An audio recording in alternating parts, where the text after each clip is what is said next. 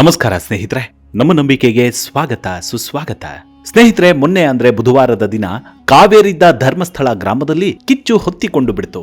ಅದೆಲ್ಲಿಂದಲೋ ಪೂರ್ವ ನಿಯೋಜಿತವಾಗಿಯೇ ಖ್ಯಾತೆ ತೆಗೆಯುವುದಕ್ಕೆ ಬಂದಿದ್ದ ಗೂಂಡಾಗಳ ತಂಡವೊಂದು ಕರ್ತವ್ಯ ನಿಷ್ಠರಾಗಿದ್ದ ಡಿಜಿಟಲ್ ಮಾಧ್ಯಮದ ವರದಿಗಾರರ ಮೇಲೆ ಅವಾಚ್ಯ ಶಬ್ದಗಳಿಂದ ನಿಂದಿಸಿದ್ದಲ್ಲದೆ 4 ಜನ ವರದಿಗಾರರ ಮೇಲೆ ಮುರುಕೊಂಡು ಬಿತ್ತು. ಆಳಿಗೊಂದು ಕಲ್ಲು ಎಂಬಂತೆ ಬಂದು ಸೇರಿದ್ದ 60 ಗೂಂಡಾಪಡೆಯಲ್ಲಿದ್ದ ಪ್ರತಿಯೊಬ್ಬ ಹೇಡಿಯೂ ಕೂಡ 4 ಜನ ವರದಿಗಾರರಿಗೆ ಗುಂಪಲ್ಲಿ ಗೋವಿಂದ ಎಂಬಂತೆ ಹಿಗ್ಗಾಮುಗ್ಗಾ ಥಳಿಸಿಬಿಟ್ರು. ನ್ಯಾಯ ಪರವಾಗಿ, ನಾಗರಿಕರ ಪರವಾಗಿ, ನೊಂದವರ ಪರವಾಗಿ ನಿರ್ಭೀತಿಯಿಂದ ಸುದ್ದಿ ಪ್ರಸಾರ ಮಾಡ್ತಿದ್ದ ಕುಡ್ಲಾ ರ್ಯಾಂಪೇಜ್ ವರದಿಗಾರ ಅಜಯ್ ಅಂಚನ್, ಯುನೈಟೆಡ್ ಮೀಡಿಯಾ ವರದಿಗಾರ ಅಭಿ ಹಾಗೂ ಸಂಚಾರಿ ಸ್ಟುಡಿಯೋದ ವರದಿಗಾರ ಸಂತೋಷ್ ಮತ್ತು ಕ್ಯಾಮರಾಮನ್ ಮೇಲೆ ಮಾರಣಾಂತಿಕ ಹಲ್ಲೆ ಮಾಡ್ತು. ಈ ಘಟನೆ ಬಗ್ಗೆ ಇಡೀ ಭಾರತದಾದ್ಯಂತ ಭಾರಿ ವಿರೋಧ ವ್ಯಕ್ತವಾಗಿತ್ತು. ಅಲ್ಲದೆ ಧರ್ಮಸ್ಥಳದಲ್ಲಿ ಈ ವಿಚಾರ ಇನ್ನಿಲ್ಲದಂತೆ ನಾಟಕೀಯ ಬೆಳವಣಿಗೆ ಪಡೆದುಕೊಳ್ತು. ನಂತರದಲ್ಲಿ ಧರ್ಮಸ್ಥಳ ಪೊಲೀಸ್ ಠಾಣೆಯ ಮುಂಭಾಗ ಧರಣಿ ಕುಳಿತಿದ್ದ ಗೂಂಡಾಪಡೆ ನಾವು ಗೆದ್ವಿ ಅನ್ನೋ ಹುಂಬತನದಲ್ಲೇ ಹೇಳಿದ್ದೇನು, ಮಾತನಾಡಿದ್ದೇನು, ಎದೆಯೇರಿಸಿದ್ದೇನು ಎಲ್ಲವನ್ನೂ ನೋಡಿದ್ದೇವೆ. ಆದ್ರೆ ಯಾವಾಗ ಇಡೀ ಕರ್ನಾಟಕದಾದ್ಯಂತ ಈ ಕುಕೃತ್ಯಕ್ಕೆ ಭಾರಿ ಆಕ್ರೋಶ ವ್ಯಕ್ತವಾಯಿತೋ, ಆಹಾ ನಮಗ್ಯಾಕೆ ಬೇಕಾಗಿತ್ತು ಅನ್ನೋ ಕಳ್ಳಬುದ್ಧಿ ಸರಿದಾರಿಗೆ ಬರೋಕೆ ಶುರುವಾಯಿತು. ಆದ್ರೆ ಏನ್ ಮಾಡ್ತೀರಾ, ಅಲ್ಲಿಗೆ ಕಾಲವು ಮಿಂಚಿ ಹೋಗಿತ್ತು. ಇಲ್ಲೊಂದು ಬೇಸರದ ಸಂಗತಿ ಅಂದ್ರೆ ಸೋ ಕಾಲ್ಡ್ ಕೆಲವು ಸ್ಯಾಟಲೈಟ್ ಮಾಧ್ಯಮಗಳು ಇನ್ನೂ ಓಬಿರಾಯನ ಕಾಲದಲ್ಲೇ ಬದುಕ್ತಿವೆ ಅನ್ಸತ್ತೆ. ಅಯ್ಯೋ, ಯೂಟ್ಯೂಬರ್ಸ್ ಮೇಲೆ ಹಲ್ಲೆಯಂತೆ ಹಾಗೆ ಹೀಗೆ ಅಂತ ಪುಂಗಿ ಊದಿದ್ದೇ ಬಂತು. ಆದ್ರೆ ಈ ಡಿಜಿಟಲ್ ಯುಗದಲ್ಲಿ ಸ್ಯಾಟಲೈಟ್ ತನ್ನ ಚಾರ್ಮನೆ ಕಳೆದುಕೊಂಡು ಮೆಲ್ಲಗೆ ಕಳ್ಳಬೆಕ್ಕಿನಂತೆ ಸೋಷಿಯಲ್ ಮೀಡಿಯಾ ಪ್ಲಾಟ್ಫಾರ್ಮ್ಗೆ ಲಗ್ಗೆ ಇಡುತ್ತಿರೋದು ಗುಟ್ಟಾಗೇನೂ ಉಳಿದಿಲ್ಲ. ಈ ಹುಂಬತನವೇ ಹೆಸರಾಂತ ಅಜಿತ್ ಹನುಮಕ್ಕನವರ್ ಅವರ ಅಧಿಕ ಪ್ರಸಂಗಕ್ಕೆ FIR ಕೂಡ ದಾಖಲಾಗಿದೆ. ಬರೀ ಇಷ್ಟಕ್ಕೆ ಮುಗ್ದಿಲ್ಲ. ಅನನ್ಯ ಭಟ್ ತಾಯಿ ಸುಜಾತಾ ಭಟ್ ಪರ ವಕೀಲ ಮಂಜುನಾಥ್ ಎನ್ನವರು TV9, ಪಬ್ಲಿಕ್ ಟಿವಿ, ಸುವರ್ಣ ನ್ಯೂಸ್, ರಿಪಬ್ಲಿಕ್ ಕನ್ನಡ ಚಾನೆಲ್ಗಳ ವಿರುದ್ಧ ಗಂಭೀರವಾದ ಆರೋಪ ಮಾಡಿದ್ದಾರೆ. ಈ ಮಾಧ್ಯಮ ಸಂಸ್ಥೆಗಳು ಧರ್ಮಸ್ಥಳ ದೇವಸ್ಥಾನದ ಆಡಳಿತದಿಂದ ಆರ್ಥಿಕ ಲಾಭವನ್ನೇನಾದರೂ ಪಡೆದುಕೊಂಡಿದ್ದಾರಾ ಎಂಬುದನ್ನು ಸಾರ್ವಜನಿಕವಾಗಿ ಬಹಿರಂಗಪಡಿಸಲು 1 ವಾರದ ಗಡುವನ್ನು ನೀಡಿದ್ದಾರೆ. ಇಲ್ಲದಿದ್ದರೆ ನ್ಯಾಯಾಲಯದಲ್ಲಿ ಪಿಟಿಷನ್ ಹಾಕಲಾಗುವುದು ಎಂಬ ಎಚ್ಚರಿಕೆಯನ್ನು ನೀಡಿದ್ದಾರೆ. ಹೀಗೆ ದಬ್ಬಾಳಿಕೆ, ದೌಲತ್ತು, ಸರ್ವಾಧಿಕಾರದಿಂದ ಮೆರೆಯುತ್ತಿದ್ದ ಗೌಪ್ಯಾಧಿಕಾರಿಗೂ ಇದರ ಬಿಸಿ ತಡೆದುಕೊಳ್ಳಲಾಗ್ತಿಲ್ಲ. ಅಂದಿನಿಂದ ಶುರುವಾದ ಕ್ರಾಂತಿ ಎಲ್ಲಿಗೆ ಬಂದು ಮುಟ್ಟಿದೆ ಗೊತ್ತಾ? ನಿಜಕ್ಕೂ ಇದೊಂದು ನ್ಯಾಯಪರ ಹೋರಾಟಗಾರರಿಗೆ ಸಂದಿರುವ ಜಯ ಮಾತ್ರವಲ್ಲ, ಪ್ರತಿಯೊಬ್ಬ ನಾಗರಿಕನ ಅಭಿವ್ಯಕ್ತಿ ಸ್ವತಂತ್ರದ ಜಯ. ಅಷ್ಟಕ್ಕೂ ಈ ಪ್ರಕರಣ ಎಲ್ಲಿಗೆ ಬಂದು ಮುಟ್ಟಿದೆ ಗೊತ್ತಾ ಸ್ನೇಹಿತರೆ?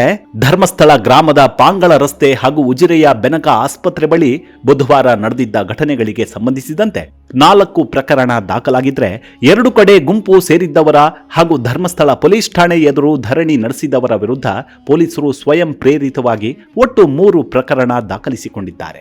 ಧರ್ಮಸ್ಥಳ ಗ್ರಾಮದ ಪಾಂಗಳ ರಸ್ತೆ ಬಳಿ ವರದಿಗಾರರ ಮೇಲೆ ನಡೆದ ಹಲ್ಲೆ ಸಂಬಂಧ ಕುಡ್ಲಾ ರ್ಯಾಂಪೇಜ್ ಯೂಟ್ಯೂಬ್ ಚಾನಲ್ ವರದಿಗಾರ ಅಜಯ್ ಅಂಚನ್ ಧರ್ಮಸ್ಥಳ ಪೊಲೀಸ್ ಠಾಣೆಗೆ ದೂರು ನೀಡಿದ್ದಾರೆ.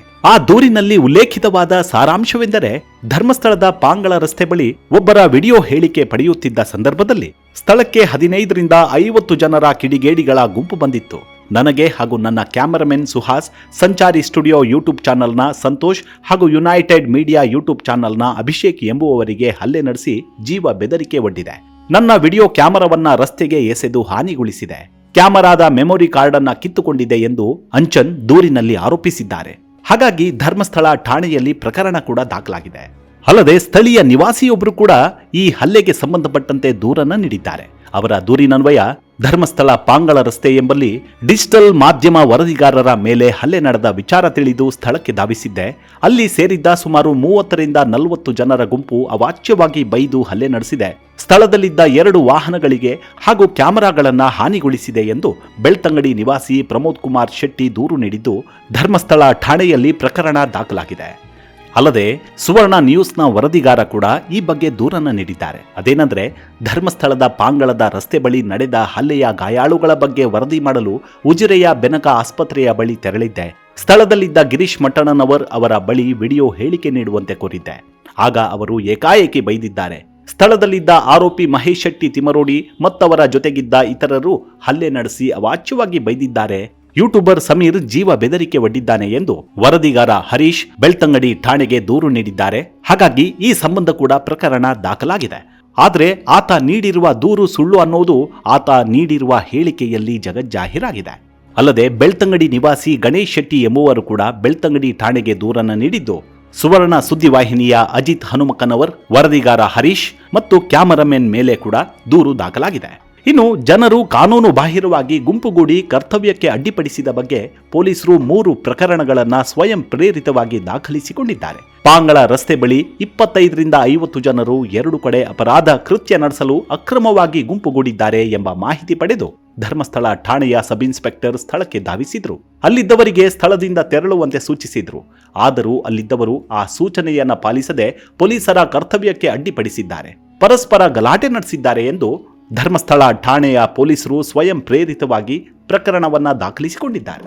ಈ ಅಹಿತಕರ ಘಟನೆಯನ್ನು ಖಂಡಿಸಿ ಸುಮಾರು 100 ಮಂದಿ ಧರ್ಮಸ್ಥಳ ಠಾಣೆಯ ಆವರಣದಲ್ಲಿ ಯಾವುದೇ ಪೂರ್ವಾನುಮತಿ ಇಲ್ಲದೆ ಕಾನೂನು ಬಾಹಿರವಾಗಿ ಅಕ್ರಮ ಕೂಟವನ್ನು ರಚಿಸಿಕೊಂಡು ಪ್ರತಿಭಟನೆ ನಡೆಸಿದ್ದಾರೆ ಎಂದು ಪೊಲೀಸರು ಸ್ವಯಂ ಪ್ರೇರಿತ ಪ್ರಕರಣವನ್ನು ದಾಖಲಿಸಿಕೊಂಡಿದ್ದಾರೆ. ಸುಮೋಟೋ ಕೇಸ್ನಲ್ಲಿ ಉಲ್ಲೇಖಿಸಿದಂತೆ ಉಜಿರೆಯ ಬೆನಕ ಆಸ್ಪತ್ರೆಯ ಬಳಿ ಜನರು ಸೇರಿರುವ ಬಗ್ಗೆ ಮಾಹಿತಿ ಬಂದ ಮೇರೆಗೆ ಬೆಳ್ತಂಗಡಿ ಪೊಲೀಸ್ ಠಾಣಾ ಸಬ್ ಇನ್ಸ್ಪೆಕ್ಟರ್ ಸಿಬ್ಬಂದಿಯೊಂದಿಗೆ ಸ್ಥಳಕ್ಕೆ ತೆರಳಿದ್ರು. ಅಲ್ಲಿ ಸುಮಾರು 50ರಿಂದ 100 ಜನರು ಪೂರ್ವಾನುಮತಿಯನ್ನು ಪಡೆಯದೆ ಕಾನೂನು ಬಾಹಿರವಾಗಿ ಸೇರಿ ಘೋಷಣೆಯನ್ನು ಕೂಗ್ತಿದ್ರು. ಸ್ಥಳದಿಂದ ತೆರಳುವಂತೆ ಎಷ್ಟೇ ಸೂಚಿಸಿದರೂ ತೆರಳದೆ ಪೊಲೀಸರ ಕರ್ತವ್ಯಕ್ಕೆ ಅಡ್ಡಿಪಡಿಸಿದ್ದಾರೆ. ಹಾಗಾಗಿ ಅವರ ವಿರುದ್ಧ ಸುಮೋಟೋ ಕೇಸ್ ಕೂಡ ದಾಖಲಾಗಿದೆ. ಇನ್ನು ಈ ಹಲ್ಲೆ ಪ್ರಕರಣ ಸಂಬಂಧ ಸಿಎಂ ಸಿದ್ದರಾಮಯ್ಯ ಕೂಡ ಪ್ರತಿಕ್ರಿಯಿಸಿದ್ದು, ಕಾನೂನು ಎಲ್ಲರಿಗೂ ಒಂದೇ, ಯಾರು ತಪ್ಪು ಮಾಡಿದ್ದಾರೋ ಕಾನೂನು ರೀತಿಯ ಕ್ರಮ ಕೈಗೊಳ್ತಾರೆ ಎಂದು ಮಾಧ್ಯಮ ಹೇಳಿಕೆಯನ್ನು ನೀಡಿದ್ದಾರೆ. ಅಲ್ಲದೆ ಗೃಹ ಸಚಿವ ಪರಮೇಶ್ವರ್ ಕೂಡ ಈ ಹಲ್ಲೆಯನ್ನು ಖಂಡಿಸಿದ್ದು, ತಪ್ಪಿತಸ್ಥರ ವಿರುದ್ಧ ಸೂಕ್ತ ಕಾನೂನು ಕ್ರಮ ಜರುಗಿಸಲಾಗಿದೆ ಎಂದಿದ್ದಾರೆ. ಆದರೆ ಈ ಹಲ್ಲೆಗೆ ಪ್ರಮುಖ ಕಾರಣವೆಂದರೆ ಹೈಕೋರ್ಟ್ನ ಆ ತೀರ್ಪು ಎಂದು ಜನ ಮಾತನಾಡಿಕೊಳ್ತಿದ್ದಾರೆ. ಅದೇನೆಂದರೆ, ಧರ್ಮಸ್ಥಳ ಸಾಮೂಹಿಕ ಅಂತ್ಯಕ್ರಿಯೆ ಪ್ರಕರಣಕ್ಕೆ ಸಂಬಂಧಿಸಿದಂತೆ ಮಾಧ್ಯಮಗಳಿಗೆ ಸೆಷನ್ಸ್ ಕೋರ್ಟ್ ನೀಡಿದ್ದ ಏಕಪಕ್ಷೀಯ ನಿಷೇಧ ಆದೇಶವನ್ನು ರದ್ದುಗೊಳಿಸಿತ್ತು.